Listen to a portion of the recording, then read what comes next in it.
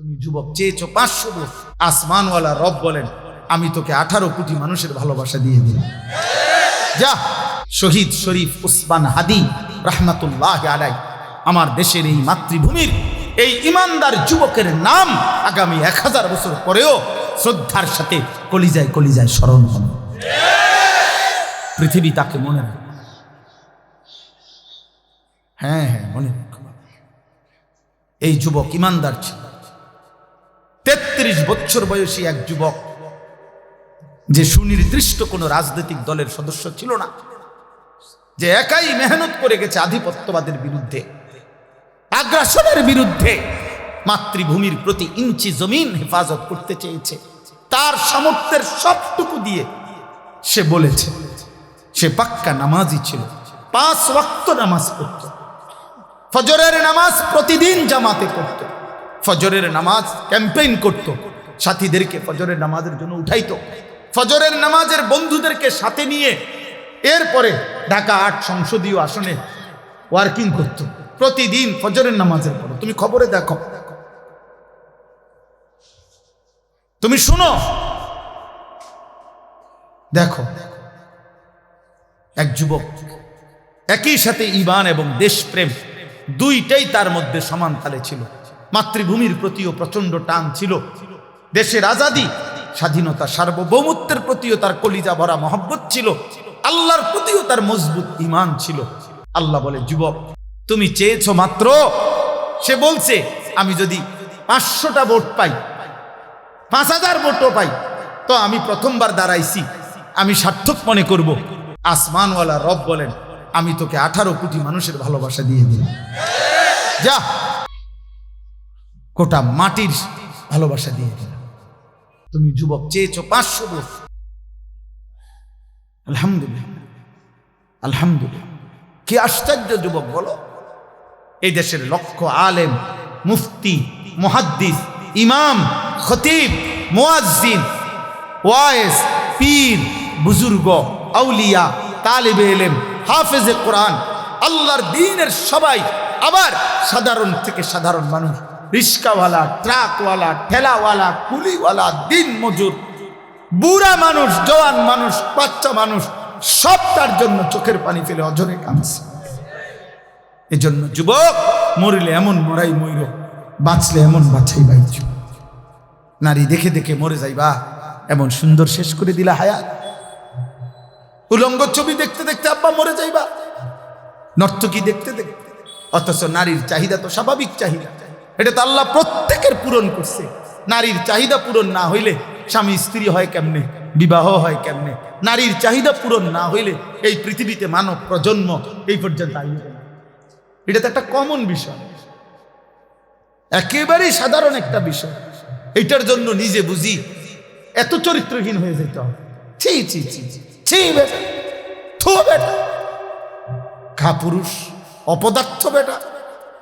এত সুন্দর যৌবন, যে সময় নিজেকে গড়া, দেশ গড়া, জাতি গড়া, রাষ্ট্র গড়া, আল্লাহর দ্বীন কায়েম করা, ইসলামের জন্য কিছু করা, আখিরাতের জান্নাত গড়া, সব কিছুর সর্বোত্তম সময় যৌবন।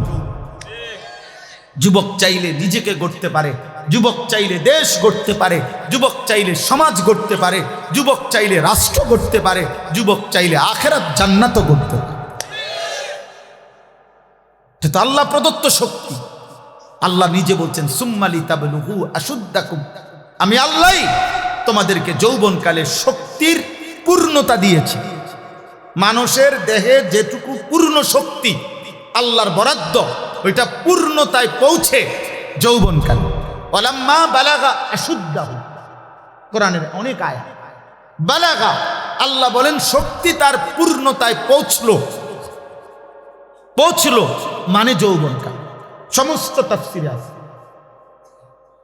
তাহলে কোন মানুষকে আল্লাহ তাআলা যৌবনকালে পূর্ণ শক্তি দেয়, তো এই পূর্ণ শক্তি শুধু বেডি সাউন্ডের লাগে এ কদ্দুর কাম? ছি ছি ভাই, পূর্ণ শক্তি যখন, তখন তুমি 8 ঘন্টা শুধু বুট বাদাম খাইলা। পূর্ণ শক্তি যখন, তখন তুমি এই বন্ধুদের আড্ডায় সারাটা রাত শুধু মোবাইল দেখতে দেখতে শেষ করে দিলে। আস্তাগফিরুল্লাহ, আস্তাগফিরুল্লাহ। ছেলে হইল ভোট। আমি কোনো নির্বাচনী ক্যাম্পেইন করতে আসি নাই, আমি কোনো মার্কার পক্ষ হয়ে আসি নাই বাবা, আমি নিজেও কোনো প্রার্থী না। অতএব আমি শুধু বুঝাইতে চাই, তোমরা অনেক যুবক আসছো, কিশোর আসছো, তোমরাই জানো তোমরা কেন আসছো। যদি বলো আল্লাহর জন্য আসছি, যদি বলো হুজুর কোরআনের কথা শুনতে আসছি, তাইলে বাপ তোমরা বলো আজকে যারা এতগুলো ছেলে আসলা, কিন্তু এর মধ্যে অগণিত ছেলে আজকের মাগরিবের নামাজ পড়ো নাই, তাইলে তুমি কেন আসলাম? তুমি তো আল্লাহ চেনো না। তুমি কি শোনো নাই কোনোদিন মুসলমানের বাচ্চার উপরে নামাজ ফরজ? তোমার মা বলে নাই, তোমার বাবা বলে নাই, তোমার মক্তবের হুজুর বলে নাই, তোমার জুমার নামাজের বয়ানে ইমাম সাহেব শুনায় নাই, তোমার কেউ আল্লাহ চিনায় নাই? এই সমাজে যেখানে চারিদিকে মসজিদ, চারিদিকে কম বেশি মাদ্রাসা আছে, প্রত্যেক পাড়ায় মহল্লায় এলাকায় গলিতে গলিতে আলেম ওলামা আছে, হাফেজে কোরআন আছে, ইমাম মুয়াজ্জিন আছে, তোমার বংশের কত লোক নামাজ পড়ে, এত নামাজের পরিবেশের ভিতরেও তুমি আল্লাহ চেনো না, তো তুমি নাফরমানদের জায়গায় গেলে কি করবে?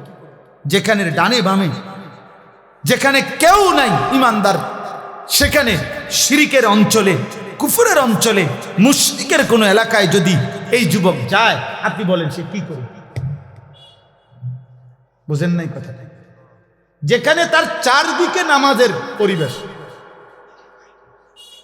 তার বাবা মা নামাজ পড়ে, তার দাদা দাদি নামাজ পড়ে, তার নানা নানি নামাজ পড়ে, তাগো গ্রামের কত মানুষ নামাজ পড়ে, সে যেই রাস্তা দিয়ে যাও প্রত্যেক নামাজের ওয়াক্তে একজন দুইজন চারজন মানুষ হইলেও দেখে যারা নামাজ পড়ে আসে, হে আজান শুনতেছে।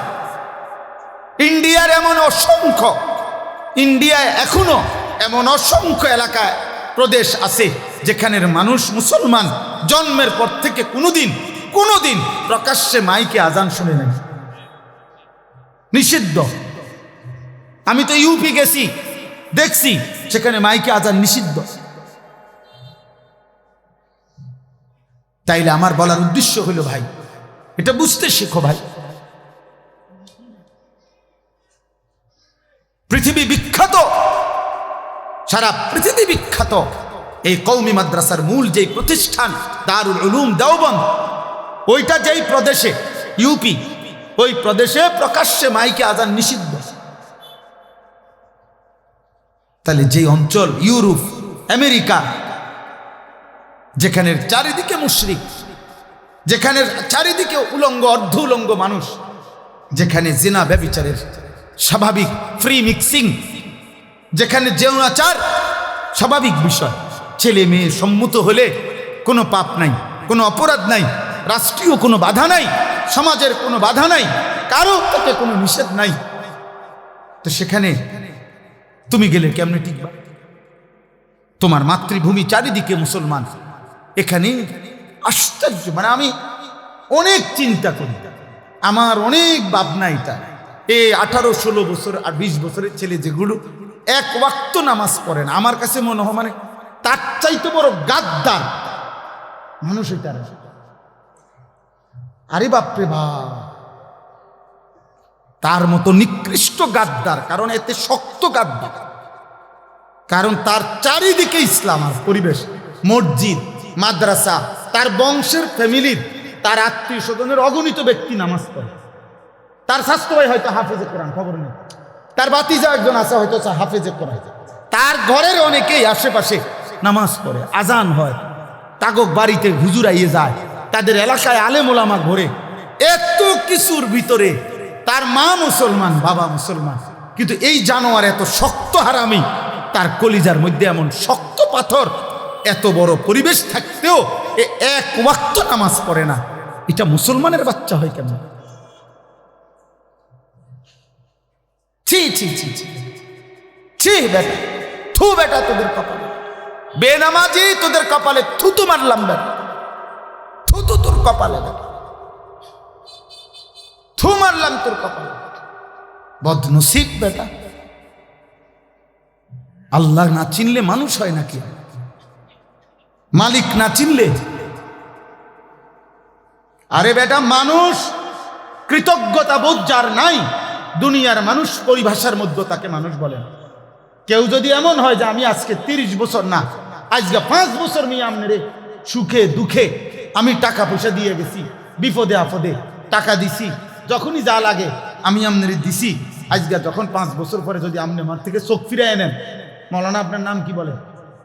জি, তো তো আমি কি বলবো তখন? তুই মানুষের বাচ্চা নিলে, তোর আজকে 5টা বছর ধরে আমি এত কিছু করলাম তোর লাগিয়া, আজ তুই চোখ ফিরে লেলি বেটা, মানুষ বলবে কি না এটা? তাহলে দুনিয়াতে বেটা কদ্দুর ভাত মাছ খাওয়াইয়া দুনিয়াতে কয়টা টাকা, হয়তো মাসে 2000 দিছে, আর কি তা শীতকালে একটা কম্বল কিনে দিছে, একটা জাম্পার কিনে দিছে, তার বউ বাচ্চা লেগে কদ্দুর বাজার সদাই করে দিছে। এতটুকুর কৃতজ্ঞতার কারণেও মানুষ যে কৃতজ্ঞতাটা চায়, আসমানওয়ালা যদি বলে বান্দা এত বড় আসমান দিলাম, জমিন দিলাম, এত বড় সৃষ্টি জগৎ দিয়ে 24 ঘন্টা আমি তোকে লালন পালন করে বিনিময়ে তুই বান্দা আমারে একটা সাজদা দেও না, তুই মানুষের বাচ্চা, তুই জানোয়ার না? তো জানোয়ার কে তাই বলো বেটা? একটা বেনামাজি ছেলে দাঁড়া বেটা, বল তুই মানুষের বাচ্চা কিনা বল, এখানে দাঁড়ায় প্রমাণ কর বেটা। এখানে বাচ্চা আছে সবাই মিললে দরকার হলে এখানে মেল হইব, দরবার হইব, হায় কিভাবে মানুষের বাচ্চা তুমি? কৃতজ্ঞতা বোধ যার মধ্যে নাই সে মানুষের বাচ্চা হয় কেন? অকৃতজ্ঞ তো মানুষ হইতে পারে।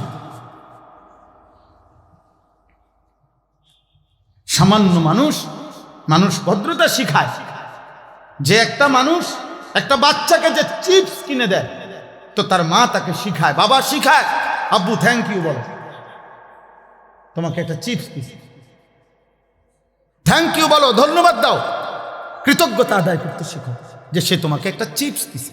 আল্লাহ তাআলা একটা চিপস দিছে ডেইলি, কথা বলে না? আল্লাহ তাআলা ডেইলি শুধু 1 প্লেট ভাত দেয়? তো বলো আব্বা বলো, কি সুরত বানাইছে ওগুলা? এই মুসলমানের ছেলে, এই বাবা, বেঈমানের চুল তোদের পছন্দ হইল কেন বাবা?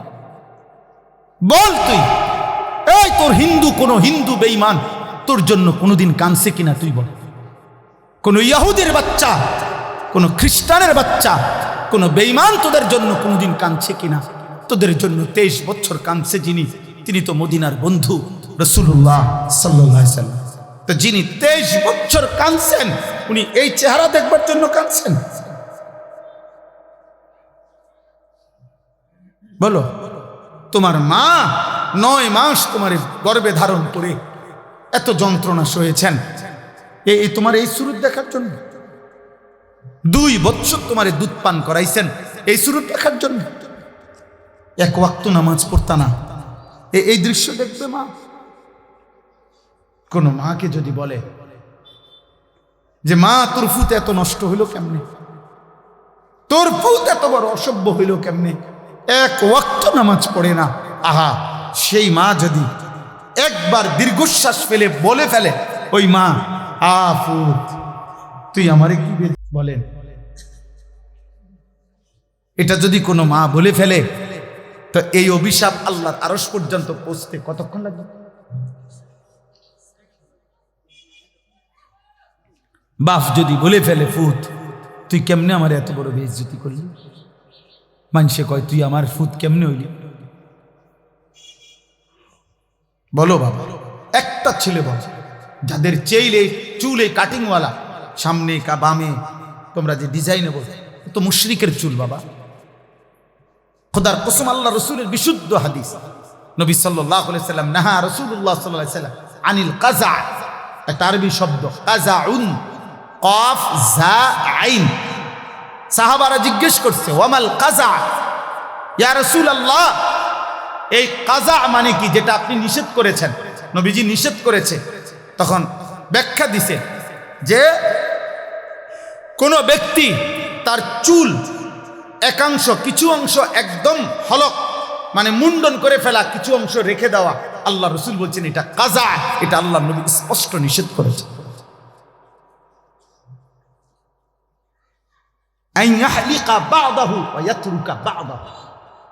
কিছু অংশ হলক, কিছু অংশ কি এটা কি হুজুর এই চুল না? তুমি পুরা মাথা কামাইলো, নাহলে পুরা মাথা চারদিকে সমান চুল রাখো, নয়তো পিছনে বাবরি রাখো। কিন্তু তোমরা এটা কি রাখছো বাবা?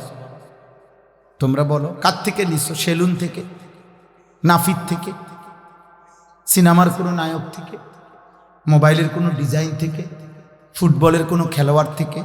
ছি ছি ছি, এত নিচে নেমে গেল বিবেক, রুচি এত নিচে নেমে গেল,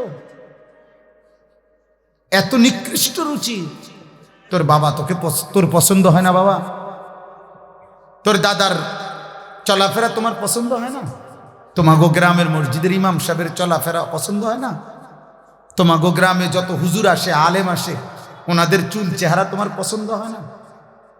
তোমার এলাকার কোনো আউলিয়া পীর বুজুর্গ যদি কোনোদিন দেখে থাকো, তো তাদের চুল চেহারা তোমার পছন্দ হয় না? কারোই ভালো লাগলো না? কোনো মুসলমানের চুল চেহারা তোমার ভালো লাগলো না? তুই বেঈমানের মতো পছন্দ করে না? আজকে কাটো, আজকে নিয়ত করো, আজকে নিয়ত। আর নয় তো মনে রাখো বাবা, যদি মনে করো তুমি পাত্তা দিলা না, কোনো অসুবিধা নাই, কোনো অসুবিধা নাই।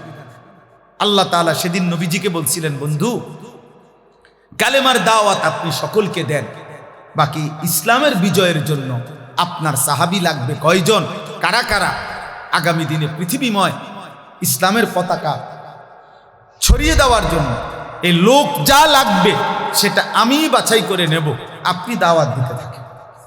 এই জন্য আল্লাহ তাআলা বলছেন, বন্ধু আবু জেহেলকে আপনি দাওয়াত দিছেন, আবু বকরকে আপনি দাওয়াত দিছেন, ওমরকে আপনি দাওয়াত দিছেন, আবু লাহাবকে আপনি দাওয়াত দিছেন, বাকি আমি আবু বকরকে নিলাম, আবু জেহেলকে নিলাম না, ওমরকে নিলাম, আবু লাহাবকে নিলাম না। আমার ইচ্ছা। এই জন্য দোস্ত তোমরা মনে রাখো বাবা, আপনাদের সবাইকে বলি, আমাকেও বলি, প্রত্যেকেই মনে রাখবেন 1450 বছর ধরে ইসলাম আছে, ছিল, আগামী দিনেও থাকবে। ইসলামের বিজয় হবে, কালেমার বিজয় হবে। মাহদী এই পৃথিবীতে আসবে, দাজ্জাল প্রকাশ পাবে এবং দাজ্জাল নিহত হবে। ইহুদিদের শেষ ব্যক্তিটা নিহত হবে। সারা পৃথিবীময় আরেকবার খোদার কসম, নবীর ভবিষ্যৎবাণী, যদি কিয়ামত, আল্লাহ রাসূল বলছে ইসরাফিল ফু দেওয়ার আর একদিন যদি বাকি থাকে, নবীজি বলছেন তবুও আমার উম্মত বিশ্বাস করো যে মাহদী আসবে, আর মাহদীর নেতৃত্বে সারা পৃথিবীতে আরেকবার ইসলামের খেলাফত, ইসলামের পতাকা উড়বে, যদি কিয়ামতের আর একদিনও বাকি থাকে। এটা হবে। কিন্তু তোমাদের মতো অনেক ছেলে মনে রাখো, চরিত্রহীন, লম্পট, জুয়ারি, মদখোর, নেশাখোর, নারী লুভী, উলঙ্গ ছবি দেখায় অভ্যস্ত, বেঈমান মুশরিকের চাল চলন, চুল চেহারা হতে পারে যুবক, তোরে নিবে না খোদা, তোরে ছাড়াই ইসলামের বিজয়।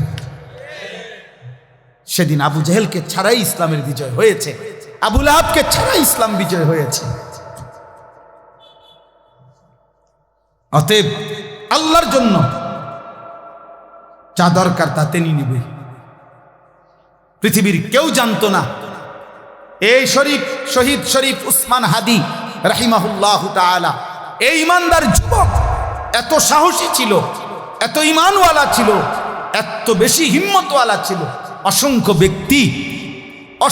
ব্যক্তি এমনও ছিল গুলিবিদ্ধ হওয়ার আগে যারা তার নাম কোনোদিন শুনেও না, কিন্তু আল্লাহ তাআলা আল্লাহর বান্দার কলিজায় কলিজায় তার নাম বসায় দিছে, কলিজায় কলিজায় বসায় দিছে।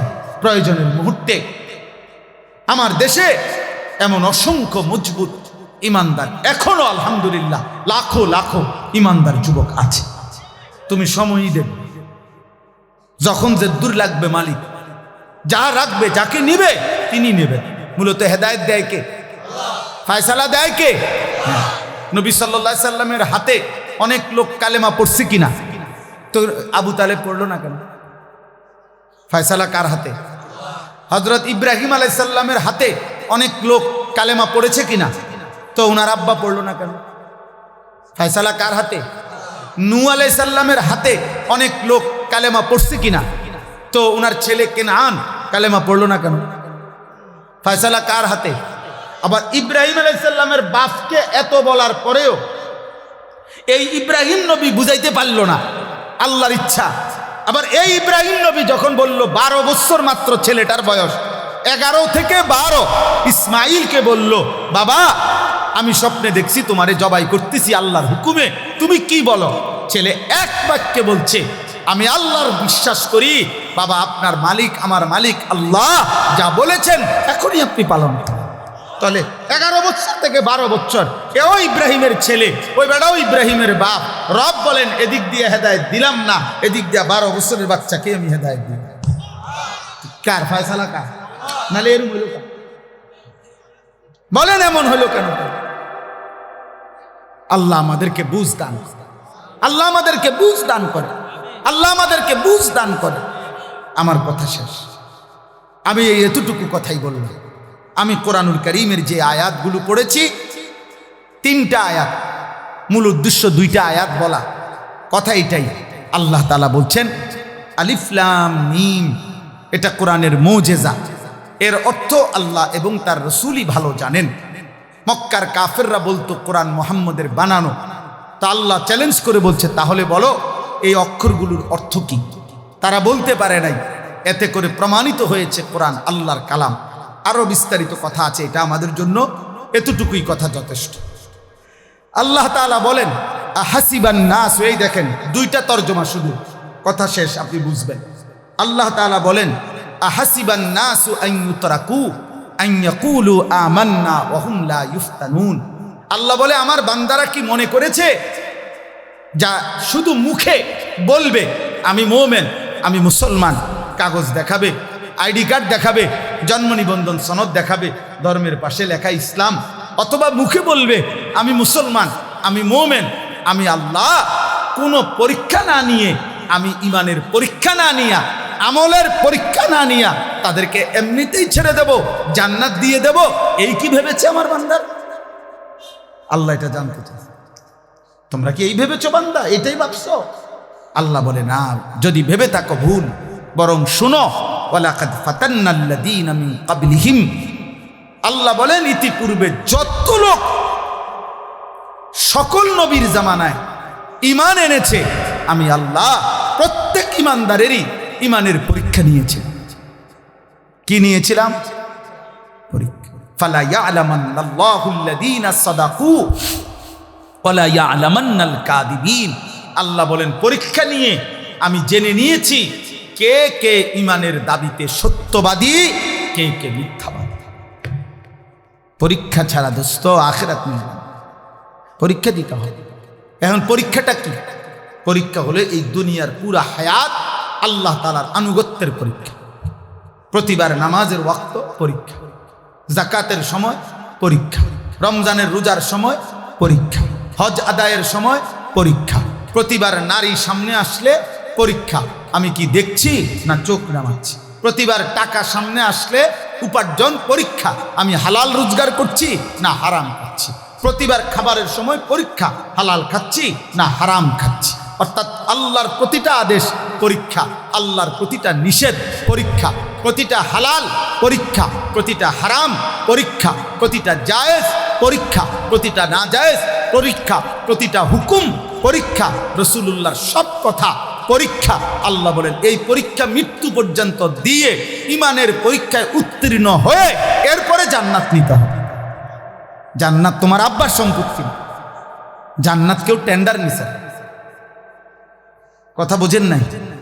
জান্নাত কারো টেন্ডার না, জান্নাত একক আল্লাহর সিদ্ধান্ত। জান্নাতে কে কে ঢুকবে চূড়ান্ত এই সিদ্ধান্ত কার? একক আল্লাহ। কসম খোদা, আপনি বিবেকবান কোন আলেমকে জিজ্ঞেস করুন, রাসূলুল্লাহ সাল্লাল্লাহু আলাইহি সাল্লামের সর্বোচ্চ ক্ষমতা হইল সুপারিশ। সর্বোচ্চ ক্ষমতা কি? সুপারিশ মানে সিদ্ধান্ত নয়, সুপারিশ মানে ফয়সালা না। আপনি জিজ্ঞেস করেন যে কোনো হুজুরে, সুপারিশ মানে আবেদন। সুপারিশ মানে কি? আবেদন। আর আল্লাহ বলছে বন্ধু আপনার সুপারিশ আমি গ্রহণ করব, আপনারে আমি খুশি করব, আপনার মুখে আমি হাসি ফুটাবো, আপনারে আমি রাজি করব, আপনার কথা মতো আমি আপনার উম্মতকে আমি জান্নাত দেব। কিন্তু প্রশ্ন হইল 100 কোটি মনে করেন বান্দার ব্যাপারে নবী সুপারিশ করলো, ধরে নেন, তো সেখান থেকে আল্লাহ শুধু একজনকে জাহান্নাম দিল, আর বাকি সকলকে নবীর পছন্দ মতো জান্নাত দিয়ে দিল, সেই যাকে বাদ দিল একজন, সে যদি আমি হই তাহলে বাকি সবাই জান্নাতে গেলে আমার কি লাভ? কথা বলেন, কথা বুঝেন না তো? ঠিক আছে, নবীজির সুপারিশে কোটি কোটি মানুষ জান্নাতে যাবে, আমি মাইনে নিলাম, এবং এটাই কথা, ঠিক আছে, সবই ঠিক আছে। কিন্তু যদি একজন বাদ পড়ে, সেটা যদি আমি হই, আরে বলে না কেন? তাহলে তাইলে কি লাভ আমার? বাকিদের লাভ কি? বাকিরা জান্নাতে গেলে আমার কি লাভ? আমি অনেক সময় বলি, এই যে আপনারা যারা বয়স্ক লোক, আপনারা অনেকেই আছে মিথ্যা, সুদ, কিস্তি, 2 নাম্বারি, ওজনে কম দিয়া, হাজার রকমের বাটপারি সিটারি কইরা পয়সা কামাই করে। কি মনে মনে সান্ত্বনা, আমি নিজে যদি কষ্ট কইরা চেষ্টা কইরা জিফুতেরে যদি আমি একটা ঘর দুয়ার বাড়ি ঘর জয় জমি সহায় সম্পত্তি লাইন ফাইন করিয়া দিয়ে যাই, তাইলে আমি মূল্য আর আমার কোনো দুঃখ নাই। আরে বেকুব, আপনি যদি আপনার মৃত্যুর পরে আপনার জিফুত নাতি নাতনি যদি উন্নতি করে আকারে মঙ্গল গ্রহেও ঘরবাড়ি করে, তো আপনার কি লাভ? আপনি তো কবরে, কথা বলেন না, আপনি তো কবরে মিয়া। তো আপনারা যদি কবরে ফিরে, তো এরপরে আপনার জিফুত যদি এখানে এসি রুমও ঘুমায়, তো আপনার কিতা? তো তাহলে আপনি এটা কিতা করলেন? আপনি যে কইলেন আমি থাকতে যদি সব করে দিয়ে যাই, মূল্য আমার দুঃখ নাই, দুঃখ তো আমনের না, হেতের কি দুঃখ? হেতের তো সব করেই দিলেন, তারে তো বিল্ডিং করেই দিলেন, তার তো দুঃখ নাই, দুঃখ আমনের। আমনের সুদের টাকায়, আমনের কিস্তির টাকা, আমনের এই 2 নম্বরই টাকায় আপনারে যখন প্রথমে ঢুকলেই কবরে যখন টাঙ্গাইয়া ফিটবো, তখন আপনি বুঝবেন দুঃখ কারে কয়, কত প্রকার কি কি। আপনি তখনই না বলবেন, আপনি তখনই না বুঝবেন। আপনি বোকামি করছেন মিয়া। আপনি মরে গেলেও এই পৃথিবীতে দুনিয়ার উপার্জন থাকবে, বাকিটা আপনার ফুতে নিজেই করতে পারবো। আপনি মরে দেখেন, আপনার বহুত, আপনার বাবা মরছে, আর আপনার বাবা যা করে নাই, এরপরে কি সন্তান আর কিছু করে নাই? কথা বলে না কেন? দুনিয়া বংশ পরম্পরায় বাড়তেই থাকে, হইতেই থাকে, এটা কিচ্ছু না। দরকার হলো কবর, দরকার হলো আখিরাত। শেষ কথা হলো, আল্লাহ বলেন, আম হাসিবাল্লাযীনা ইয়ামালুনা সাইয়্যাতি আন ইয়াসবিকুনা। আল্লাহ বলে, বান্দা আমি আল্লাহ বলে রাখলাম, তোমরা মনে রাখবা, তোমরা যারা যারা নাফরমানি করছো, পাপ করছো প্রতিনিয়ত, আল্লাহ বলেন তোমরা এটা ভেবো না যে আমাকে ডিঙ্গায়ে যাবে, এই পৃথিবীর সবার থেকে ছুটে যাইবা, কিন্তু আমি আল্লাহ থেকে ছুটবা কেন? আমারে আড়াল করবা কেন? আমাকে গোপন করবা কেন? অতএব যদি মনে করে থাকো আমি আল্লাহকে পাশ কাইটা যাবা, আমার থেকে লুকায়া যাবা, আমার থেকে আড়াল হইয়া যাইবা, আমার থেকে ডিঙ্গায়া যাইবা, সাআ মা ইয়াহকুমুন। আল্লাহ বলে এটা তোমাদের ভুল সিদ্ধান্ত, মন্দ সিদ্ধান্ত, বোকামি করছো। হাসরের ময়দানে জব আমি আল্লাহ যখন সব দেখাবো, সব শোনাবো, তোমার সামনে খুলবো, তখন তুমি আফসুস আর হতাশা ছাড়া, কপাল চাপড়ানো ছাড়া আর কিছু হবে। সেদিন শুধু আফসুসে করবা, আহা কি করলাম, আহা কি করলাম, আহা কি করলাম। আল্লাহ আমাদের প্রত্যেককে বুঝ দান করে। এজন্য কিশোর ভাই, নওজোয়ান ভাই, কষ্ট করে আজকে আসছো, আজকের থেকেই এশার নামাজ পড়া শুরু করো। বলো ইনশাআল্লাহ, বলো নওজোয়ান ইনশাআল্লাহ। আবারও বলছি বাপ, তোমার কথা কেউ মনে রাখবে না। তুমি মনে করো সাইডে মাটি দিয়ে গে লাগা আর কি, নামাজ পড়লা না। তুমি হয়তো ভাবলা আরে বাদ দে, হুজুররা কয় তো কয়, ঠিক আছে আব্বা চলো, অসুবিধা নাই। আবু জাহেলও তো দুনিয়া পার করছে, কত নাফরমানও তো দুনিয়া পার করছে, জন্তু জানোয়ারও তো দুনিয়া পার করে, কিন্তু আখিরাতে না বুঝে, কবরে না বুঝবা আব্বা।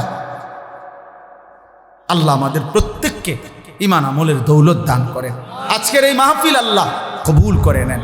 বাবা চাচাদেরকে বলি, হাত জোর করে বাবা, হালাল ছাড়া হারাম দিয়ে, সুদ, কিস্তি, মিথ্যা, লোন, ওজনে কম দেওয়া উপার্জন, ঠকবাজি, বাটপারি, 2 নম্বরই উপার্জন দিয়ে জিফুত আমনে সংসার করে যাইয়েন না। এগুলা মানুষ হইত না, মানুষ হবেন। দুনিয়া ভোগ করতে পারবে, উপার্জন করতে পারবে, কিন্তু উপার্জনকারী আর দুনিয়া ভাত খাইতে পারে, এরে মানুষ বলে। আখলাককে মানুষ বলে, চরিত্রকে মানুষ বলে। চারিত্রিক পবিত্রতাকে ইনসান বলে। আল্লাহ যে চিনে, রসুল যে চিনে, আখিরাত যে চিনে, কবর যে চিনে, তাকে মানুষ বলে। আল্লাহ তাআলা আমাদের প্রত্যেককে তৌফিক দান করেন, কবুল করেন, আমিন। সুবহানাল্লাহি ওয়া বিহামদিহি, সুবহানাকাল্লাহুম্মা বিহামদিকা, আশহাদু আল লা ইলাহা ইল্লা আনতা, আস্তাগফিরুকা ওয়া আতুবু ইলাইক।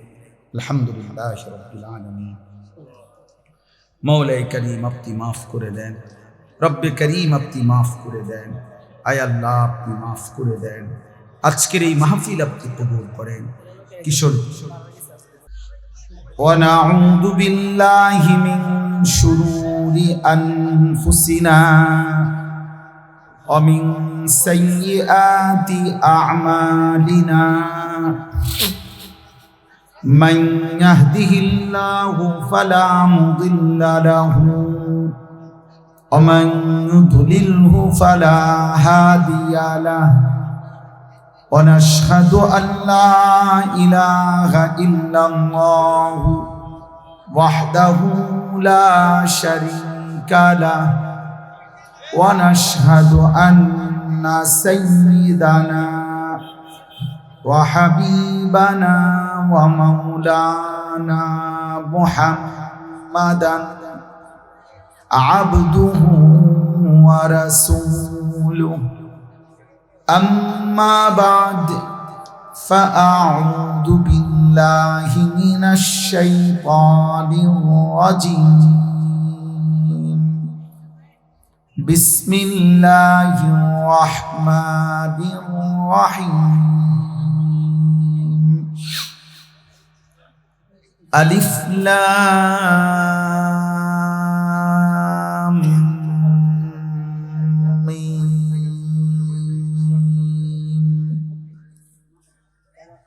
أحسب الناس أن يتركوا أن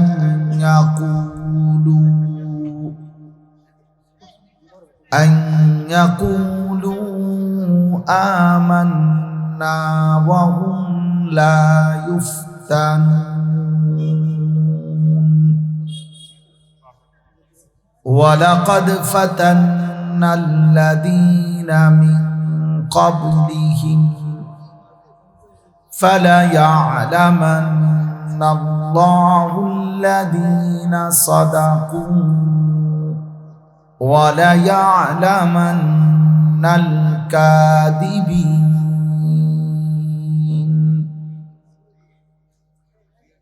أم حسب الذين يعملون السيئات أن يسبقونا ساء ما يحكمون صدق الله مولانا العظيم وقال نبينا صلى الله عليه وسلم اتق المحارم تكن أعبد الناس اللهم صل على محمد وعلى آل محمد كما صليت على إبراهيم وعلى آل إبراهيم إنك حميد مجيد اللهم بارك على محمد وعلى آل محمد كما باركت على إبراهيم وعلى آل إبراهيم إنك حميد مجيد سبحانك لا علم لنا إلا ما علمتنا إنك أنت العليم الحكيم আলহামদুলিল্লাহ। আল্লাহ পাক রব্বুল ইজ্জত যুল জালাল ওয়াল ইকরামের ফজল কারাম, রব্বুল আলামিনের অপরিসীম ইহসান, মেহেরবানি, দয়া, আল্লাহ তাআলা আমাদেরকে আজ 23 ডিসেম্বর 2025 রোজ মঙ্গলবার বিবাড়িয়া জেলা বিজয়নগর উপজেলাধীন চম্পকনগর খাদিমুল ইসলাম যুব সংগঠনের উদ্যোগে আজকের এই ১৩তম বার্ষিক ইসলামী মহাসম্মেলনে আল্লাহ তাআলা আমাদেরকে আসবার বসবার আল্লাহর জন্যই জমা হওয়ার তৌফিক দান করেছেন, আলহামদুলিল্লাহ। নওজোয়ান কিশোর ছেলেরা, যুবক ছেলেরা, তোমাদের কাছে আমার প্রথম কথা হলো, হাতে মোবাইল ধরে ভিডিও বা রেকর্ড করা যাবে না। আমি আস্তে আস্তে চিল্লাবে না, একদম চুপ। চিৎকার করো কেন? কথা না বলতে এই করে ওঠো। আগে তো শুনো কি বলতেছি, না না বুঝেই চিল্লাও কেন? জি, হাতে মোবাইল ধরে ভিডিও বা রেকর্ড করবেন একজনও না। আমি স্পষ্ট নিষেধ করলাম, এটা আমার আদেশ। মোবাইল হাতে ধরে ভিডিও বা রেকর্ড করবে না কেউ, হুজুর, পাবলিক, কেউ না। সবার জন্য নিষেধ করলাম।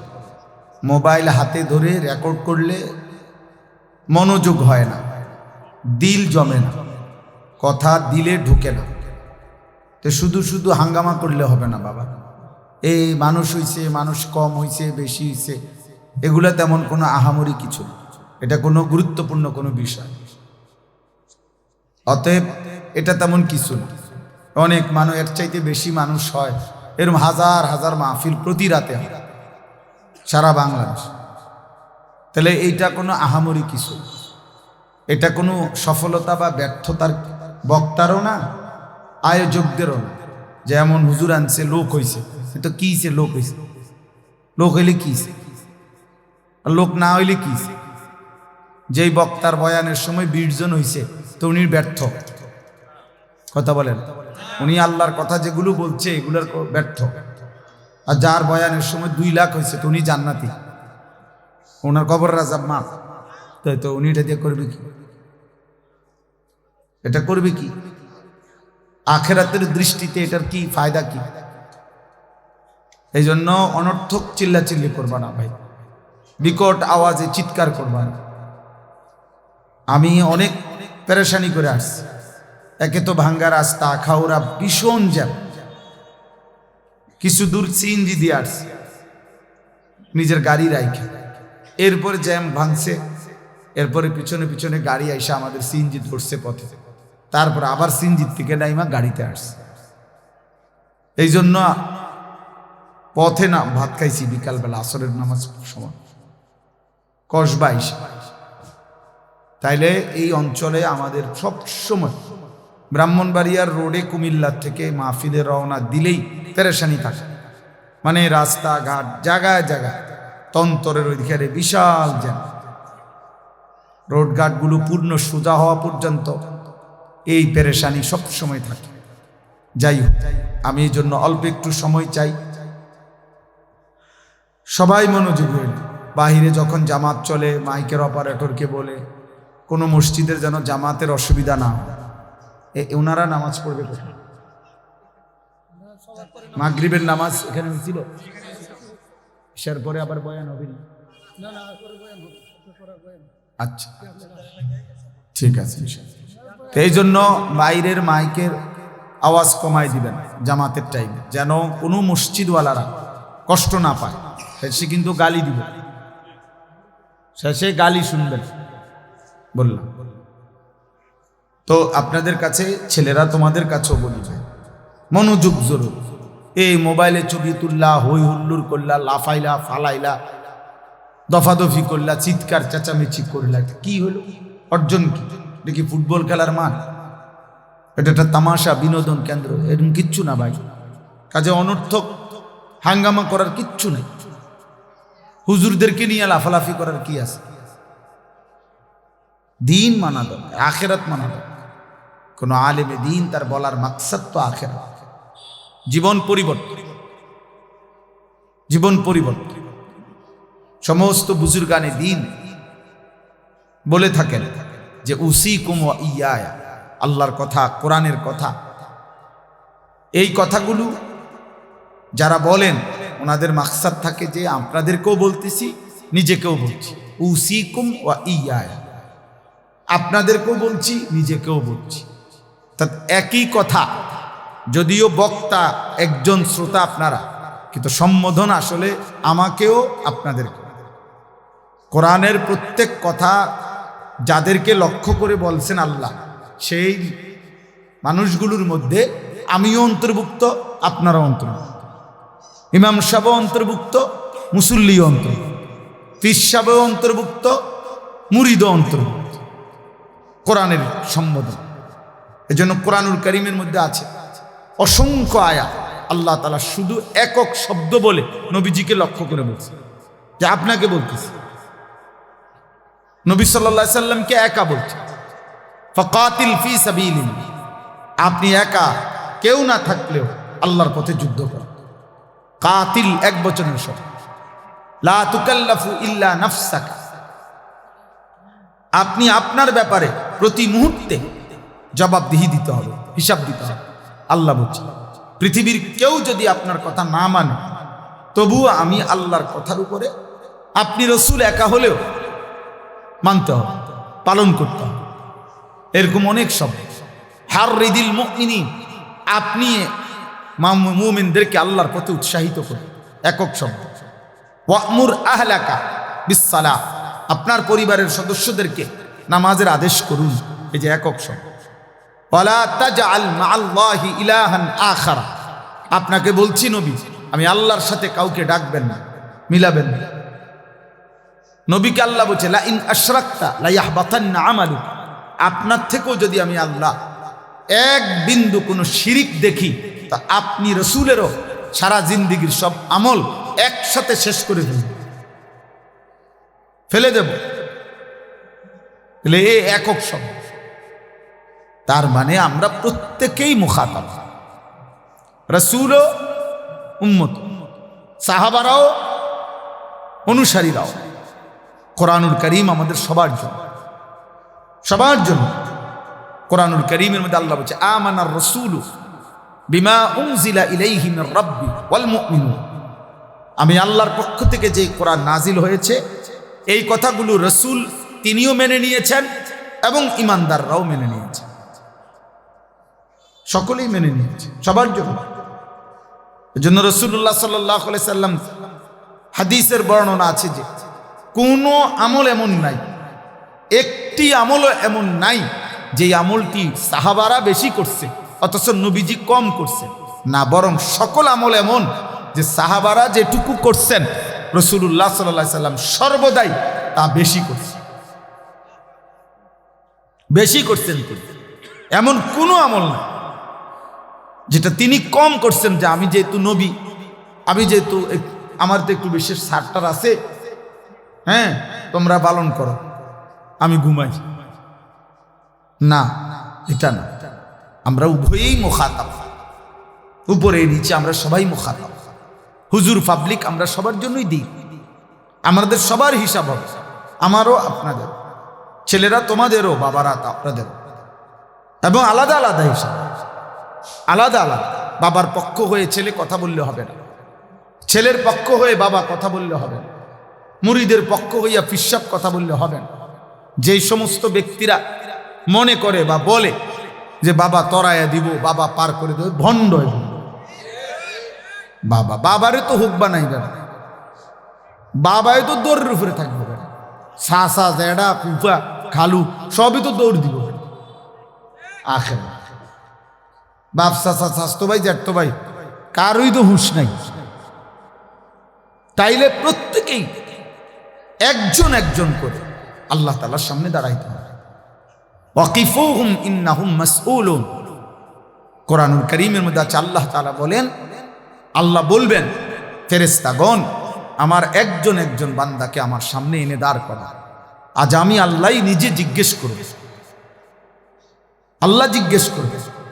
ওয়াকুল্লুহুম আতিহি ইয়াউমাল কিয়ামাতি ফারদা, আল্লাহ বলেন সকলেই তোমরা কিয়ামতের দিন আল্লাহ তাআলার সামনে আসতে হবে একজন একজন, ফারদান আই ওয়াহিদা, একজন একজন, একজন একজন করে আসতে হবে। এজন্য নওজোয়ান যার যা মনে করতেছো, ফুর্তি রং তামাশা খামখেয়ালি, এজন্য অনেকে নামাজ পড়ো না, যে কেউ বলে না। তুমি মনে করছো তোমার আব্বা যেহেতু ধমকায় না, খালাস, আর কি, তোমার মা যেহেতু কিছু বলতেছে না, অতএব সমস্যা কি আর? এই গ্রামের, এই এলাকার, এই বাড়ির, মহল্লার বা তোমার আপনজন, আত্মীয় স্বজন কেউ যেহেতু আর তোমাকে এখন বলতেছে না, এই জন্য তুমি নষ্ট হয়ে গেলা। আল্লাহ চিনলা না, নামাজ পড়লা না, চরিত্রহীন হয়ে গেলা। নারী, ছবি, অস্থির দৃশ্য, উলঙ্গ নাচ গান দেখে নিজেকে চরিত্রহীন বানায় দিলা। তো তুমি মনে করো যে এ কথা মনে রাখতে হবে, বাপ, আমিও, আমরা সকলেই, এই পৃথিবীর সবাই ছেড়ে দিবে, কিন্তু আল্লাহ ছাড়বে।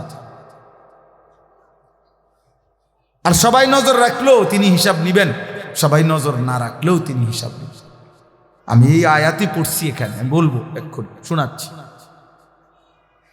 আল্লাহ তাআলা বলছে, বান্দা তুমি আমার আড়াল হইতে পারবে না।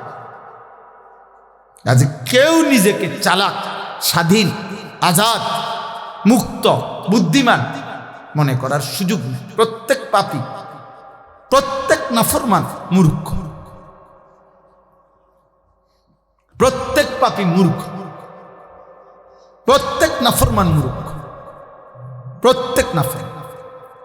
এর মধ্যে সবচেয়ে বেশি মূর্খ হইল যার কপালে সেজদা নেই। সবচেয়ে নিকৃষ্ট, আসমানের নিচে জমিনের উপরে সবচেয়ে নিকৃষ্ট প্রাণী হলো ওই নাফরমান যে সেজদা দেয়। হয় জানোয়ারও না, জানোয়ারের জাতও না, জানোয়ারের চাইতো নিকৃষ্ট। মানুষ তো নাই, ওটা কোনো জানোয়ার না। বাস্তবতায় বেনামাজি আসলে কোনো জানোয়ারও না, মুসলমানও না, মানুষও না, জানোয়ারও না।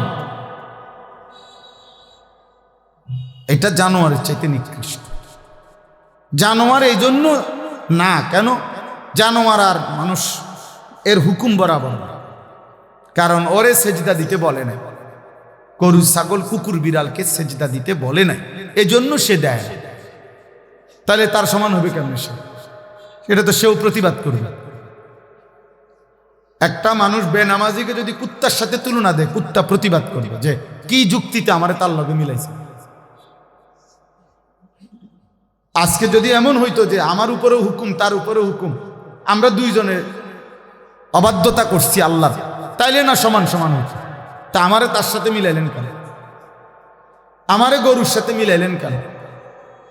গরু প্রতিবাদ করবে যে আমার সাথে তারে মিলাইলেন কেন? এটা মনে রাখুন। এই জন্য প্রত্যেক পাপী একেবারে সবচেয়ে বেওকুফ আল্লাহর নাফরমান বান্দা, নাফরমান, কোনো সন্দেহ।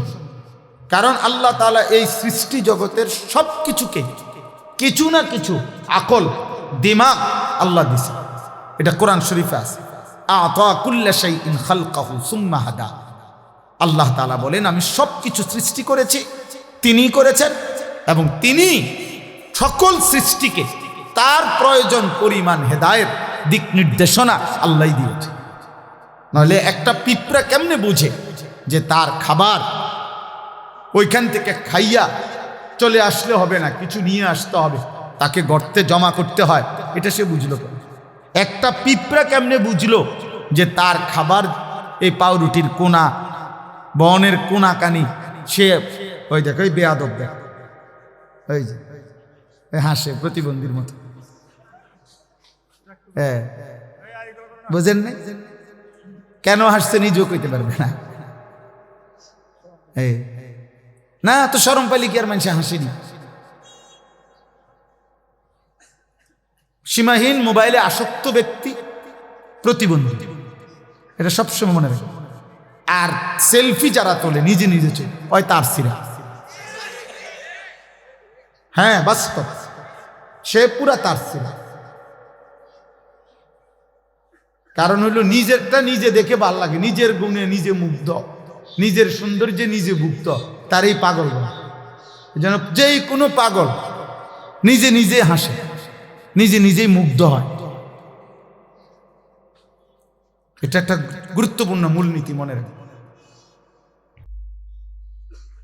এজন্য কোনো সুস্থ স্বাভাবিক মানুষ এই সেলফি তুলতে পারে, নিজের ছবি নিজে তোলে, নিজের কাছে নিজে হাসে, নিজের রঙে নিজে নাচে, এ তার সিরা মানুষ, প্রতিবন্ধী মানুষ, তার ব্রেনের সমস্যা।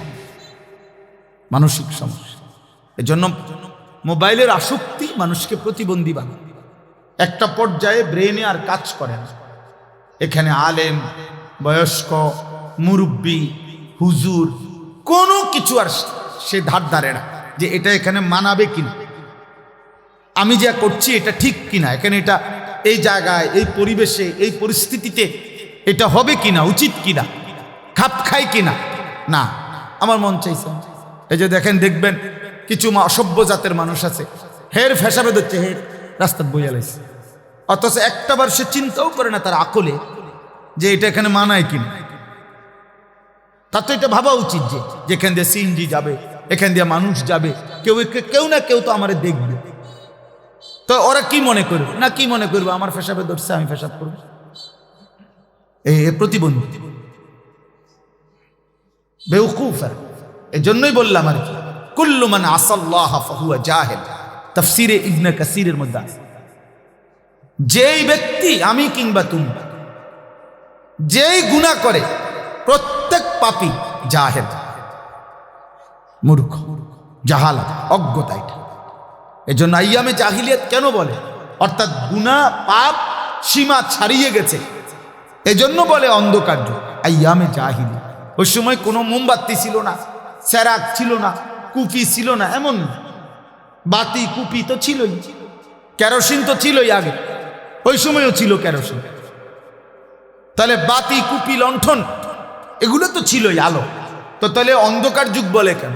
অন্ধকার হলো ইনসানিয়াতের অন্ধকার, অর্থাৎ গুনাহ এবং পাপ এইভাবে জওয়ান, বুড়া, নারী, পুরুষ, ঘরে বাইরে, একাকী, প্রকাশ্যে, সবার মাঝে খোলামেলা হয়ে গেছে যে সবাই মিলে একসাথে মদ খাইতেছে, সবাই মিলে যে যাকে পাচ্ছে তার সাথে জিনা করছে, নারী যাকে মন চায় তার সাথে শুইতেছে, পুরুষ যার সাথে মন চায় তার সাথে শুইতেছে।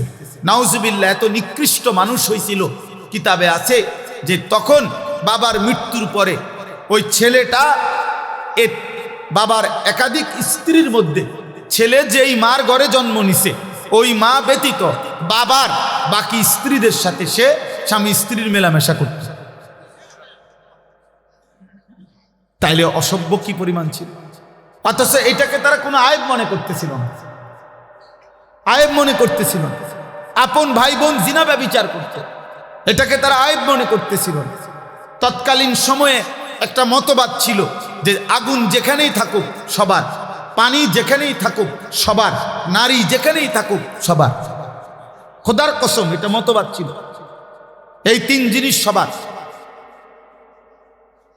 তাইলে এর জন্য বলে জাহিলিয়াত, মানে মানুষের ভিতরে ন্যূনতম মনুষ্যত্ব, ভদ্রতা, জ্ঞান, আখলাক কিছুই ছিল। এজন্য ভাইয়া আবারও বলি, আমি সবসময় বলি যে কোনো সার্টিফিকেটে মানুষ হয় না, আখলাকে মানুষ, চরিত্রে মানুষ। এজন্য বাংলা বই, অঙ্ক বই, ইংরেজি বই, পদার্থ জীববিজ্ঞান, রসায়ন বিজ্ঞান দিয়ে মানুষ হয় না, উপার্জন শিখা যায়, উপার্জন শিখা হয়। এজন্য ওই বইগুলোর কোনো বইতে, কোনো ক্লাসের কোনো বাংলা বইয়ে, অঙ্ক বইয়ে, ইংরেজি বই, পদার্থ জীববিজ্ঞান, রসায়ন বিজ্ঞান কোনো বইতে এ কথা লেখা নাই যে এই বইটি মানুষ গড়ে তোলার জন্য রচিত হয়েছে। না না, পদার্থ শিখাবার জন্য, এটা জীববিজ্ঞান শিখানোর জন্য, এটা গণিত শিখানোর জন্য, এটা সাহিত্য শিখানোর জন্য, এটা ইংরেজি শিখানোর জন্য, মানুষ গড়ার জন্য, ইনসান বানানোর জন্য আল্লাহ তাআলা দাবি করছেন এই কোরআন আমি নাজিল করলাম মানুষ বানাবার জন্য। সব হিসাব, সোজা হিসাব। অতএব কোরআন যার জীবনে নাই, কোরআনুল কারীম যে দেখে দেখেও পড়তে পারে না, কোরআন থেকে যে তার জীবনের জন্য কিছু গ্রহণ করে নাই, ও মানুষ হইতে পারে না, উপার্জনকারী প্রাণী হইতে পারে, ইকোনমিক্যাল অ্যানিম্যাল, অর্থনৈতিক প্রাণী, অর্থাৎ সে কিছু উপার্জন করতে জানে, কোনো না কোনো পেশায় সে কি করে, রোজগার করে, খালাস। কিন্তু ইনসান এটাকে বলে,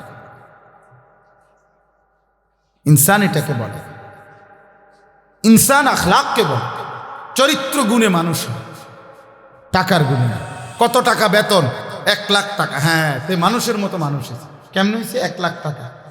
1 লাখ টাকা কারো ইনকাম হইলে সে যদি মানুষ হয়, তো তাইলে যার ইনকাম 10 লাখ টাকা সে তো মহামানব, সে তো মহামানব, বোঝে না? সে তো আতি রোমান। তাই ওই যে দেখেন ওই বেয়াদব, এই যে দেখছেন ওই বেয়াদব আবার হাসে নিজে নিজে। হ্যাঁ, না না কিছু বলেন, আমি বলবো, আমি বুঝাইলাম আর দেখাই আর কি মাঝে মাঝে। এই যে বললাম যে প্রতিবন্ধী,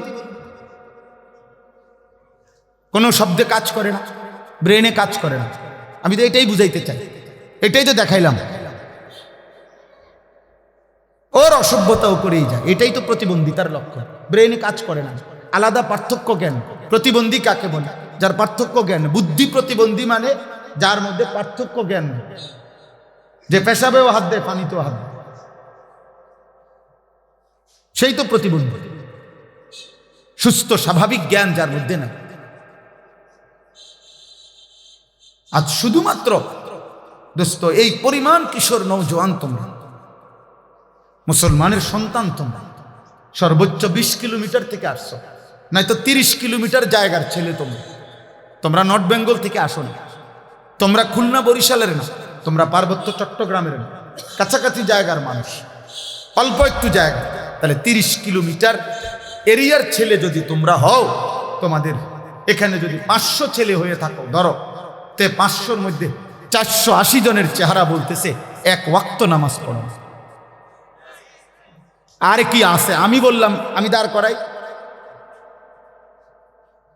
দাঁড় করাই এখন বেনামাজি। বেনামাজি তো অসভ্য, বেনামাজির চেহারা দেখলেই তো চিনা যায়।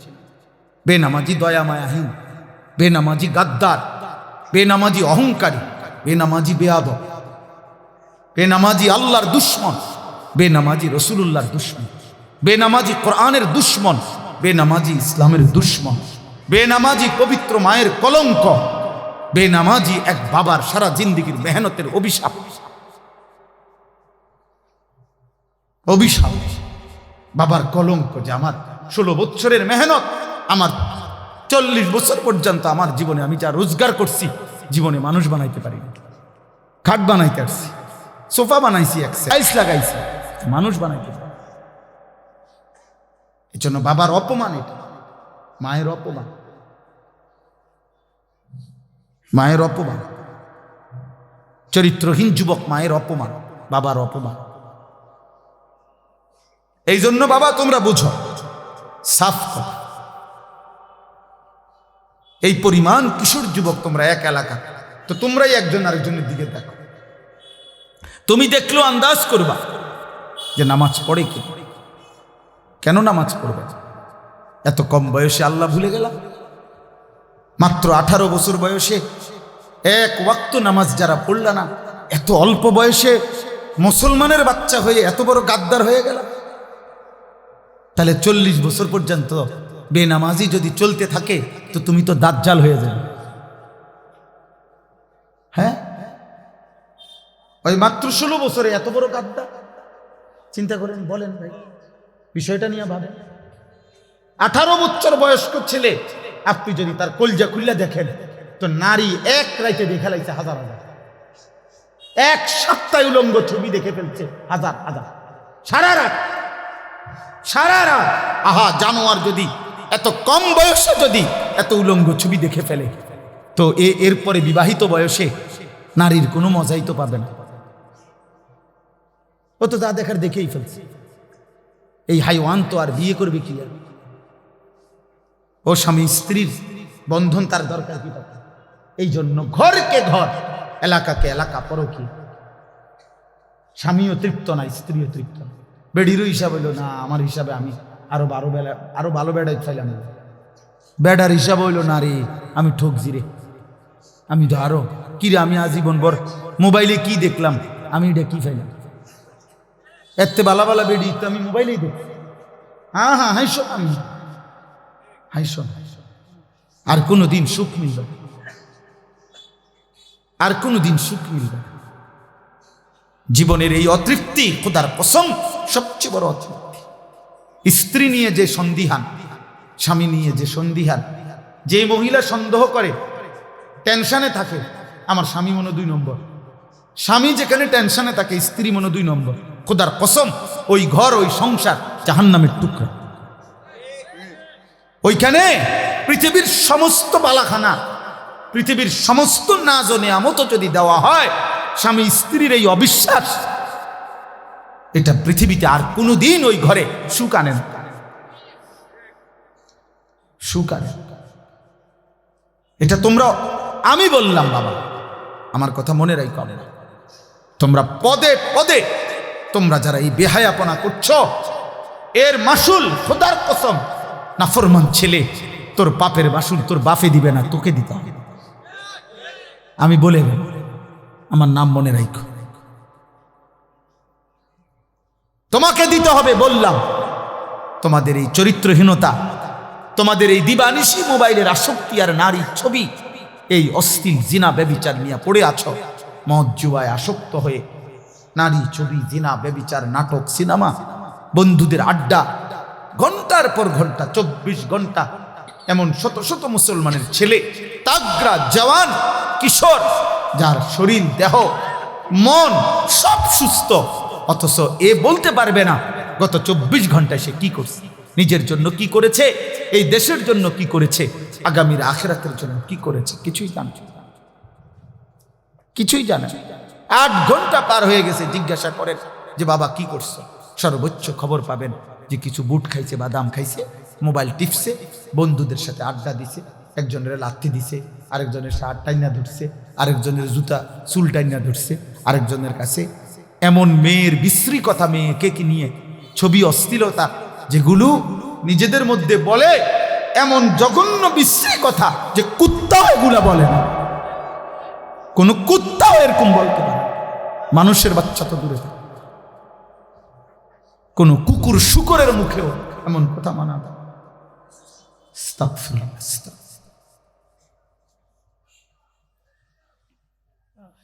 মা ইয়ালফিজু মিন কাওলিন ইল্লা লাদাইহি রাকিবুন আতীদ। আল্লাহ বলে, বান্দা, তোমাদের জবান দিয়ে যা কিছু বের হয়, প্রত্যেক শব্দ আলাদাভাবে আমার একজন ফেরেশতা শুধু তোমাদের শব্দ কথাগুলো আলাদাভাবে লিখতেছে। আমাদের ডান কাঁধে বাম কাঁধের আমল নামায় সারা দেহের সব কর্মকাণ্ড লেখা হয়, আর শুধু জবানের কথা এখানেও লেখা হয় আমল নামা, আবার আলাদা আরেকটি ফাইলে লেখা হয়। এটাই তাফসীর।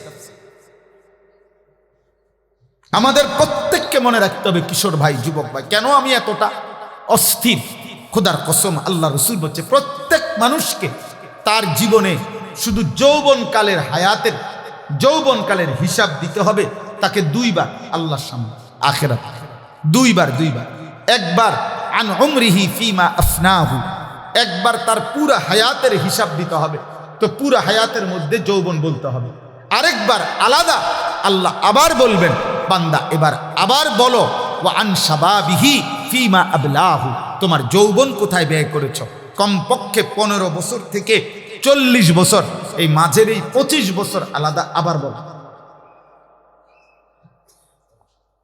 আবার বলো। এই 25 বছরের রাত্র দিন সকাল দুপুর সুস্থতা আমি আল্লাহ যোগ্যতা দিছিলাম, সবল স্বাস্থ্য, শরীর, সুস্থতা, সমস্ত অঙ্গের পূর্ণ ক্ষমতা আমি দিয়েছিলাম, বান্দা সেটা আমার পথে ব্যয় করেছো কতটুকু, শয়তানের পথে ব্যয় করেছো কতটুকু, বলো। সেদিন বুঝবা আব্বা, ফেরেশতার এক এক লাথি কি জিনিস, সেদিন বুঝবা। হাদিসের মধ্যে আছে, তাফসীরে, ফেরেশতা জাহান্নামের মাঠ থেকে জাহান্নামীদেরকে নিবে, হাঁটাইয়া না, লাথি দিয়া দিয়ে, একটা একটা লাথি দিয়া দিয়ে, ফেরেশতা লাথি দিয়া দিয়ে নিয়ে, সেদিন বুঝবা। দুনিয়া তো তুমিও ভোগ করো, আমরাও ভোগ করি। আজকের দুপুরে যদি তোমরা খানা খাই থাকো, তা আমরা সিরা খাই না, আমরা খানাই খাই, আমরা খানাই খাইছি। সকালে যদি তুমি নাস্তা করে থাকো, তা আমরা বন খাই নাই, আমরা নাস্তাই খাইছি। তো দুনিয়া তো তুমি ভোগ করলা, আমরাও ভোগ করলাম। আলো বাতাস, রোদ বৃষ্টি, খানা, খাদ্য, খাবার, স্ত্রী, সন্তান, সংসার, ঘর বাড়ি, বিল্ডিং, দালান, এগুলো তো আমাদেরও আছে, নামাজি বান্দাদেরও আছে এগুলো। তাহলে বেনামাজি, পাপী, নাফরমান আলাদা কি ভোগ করছে? আলাদা তো ভোগ করছে না, গুনাহ করছে। আর গুনার মধ্যে কোনো উপভোগ নাই, আফসোস আছে।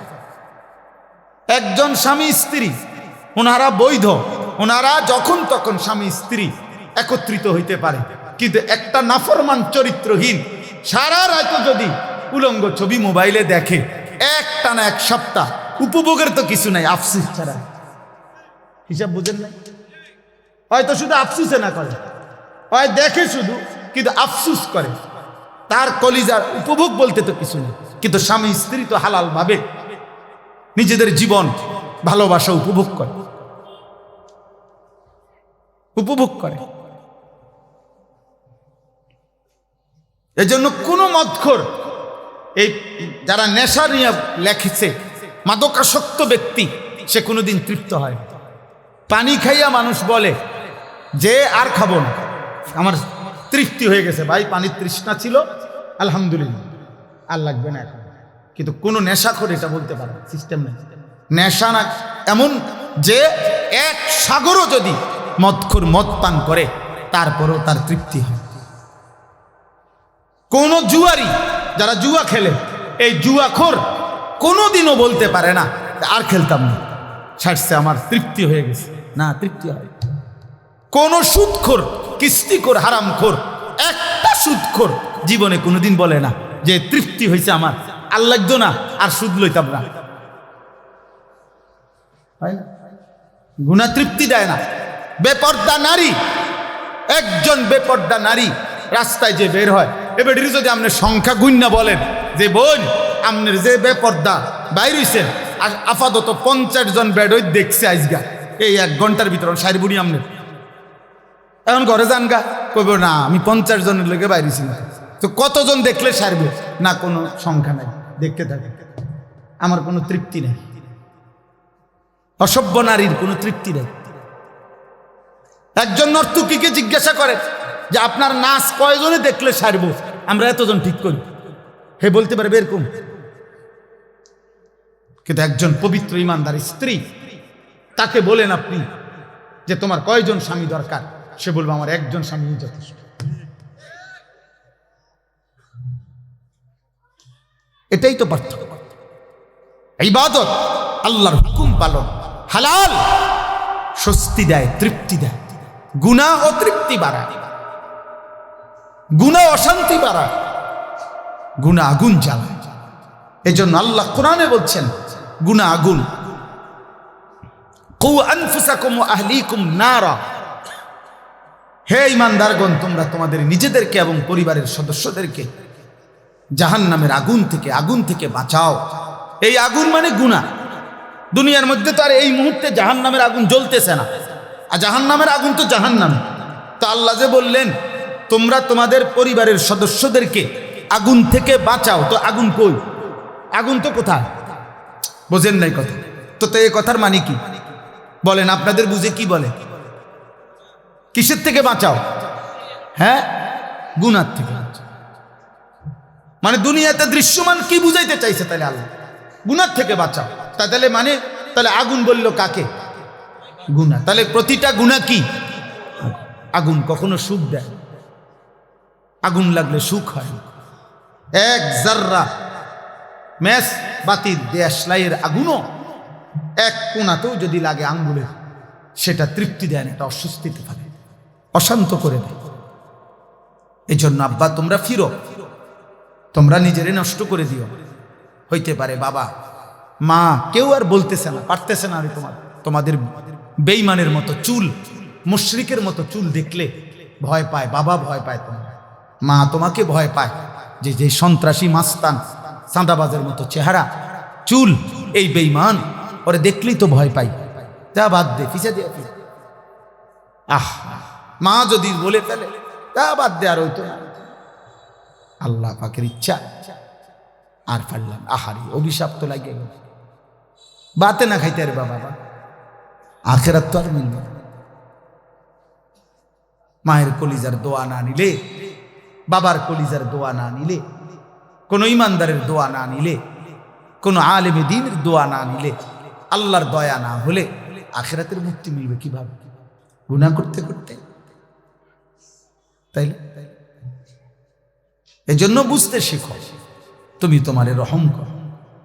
আমি প্রত্যেক দিন বলি, ছেলেরা, অসংখ্য ছেলে নিজের হাতে নিজের ইচ্ছা করে নষ্ট করে দিচ্ছে, কেউ তোমা করে মনে রাখবে না।